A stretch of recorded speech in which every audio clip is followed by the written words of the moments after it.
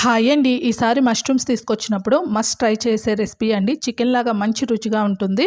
ముందుగా అయితే మష్రూమ్స్‌ని వాటర్‌లో 2, 3 సార్లు నీట్‌గా క్లీన్ చేసేసుకోవాలి. దీనిపైన చాలా మట్టి మట్టిగా ఉంటుంది కాబట్టి వీడియోలో చూపించిన విధంగా కాస్త పెద్ద సైజులో అయితే మష్రూమ్స్‌ని కట్ చేసి పక్కన పెట్టుకోండి.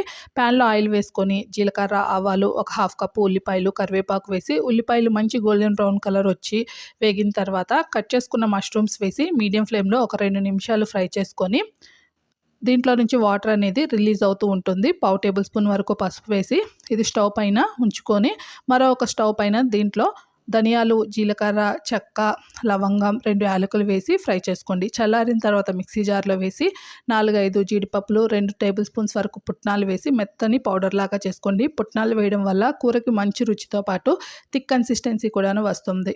ఇప్పుడు అల్లం వెల్లుల్లి పేస్ట్ వేసి పచ్చివాసన పోయేంత వరకు ఫ్రై చేసుకొని మనం గ్రైండ్ చేసుకొని ఉంచుకున్న పొడి కూడాను వేసి రుచికి తగినంత కారం వేద్దాము. 1 నిమిషం దీన్ని ఫ్రై చేసుకున్న తర్వాత ఒక గ్లాసు వాటర్‌ని అయితే వేసేసుకొని లో ఫ్లేమ్‌లో దీన్ని మిక్స్ చేసుకుంటూ ఉంటే ఇది లూజ్ కన్సిస్టెన్సీకి వస్తుంది. రుచికి తగినంత ఉప్పు కూడాను వేసేసుకొని ఇది లో ఫ్లేమ్‌లో కాస్త చిక్కగా అయ్యేంత వరకు స్టవ్ పైన ఉంచుకోవాలి. లాస్ట్‌లో కట్ చేసిన కొత్తిమీర వేసేసి స్టవ్ ఆఫ్ చేసేయండి. దీన్ని వేడి వేడి అన్నంలో, చపాతీ, పూరి దేంట్లో తిన్నా చాలా రుచిగా ఉంటుంది. నచ్చితే ట్రై చేసి ఎలా అనిపించిందో కామెంట్ చేయండి. నచ్చితే లైక్ చేసి సబ్స్క్రైబ్ చేయండి. Thank you.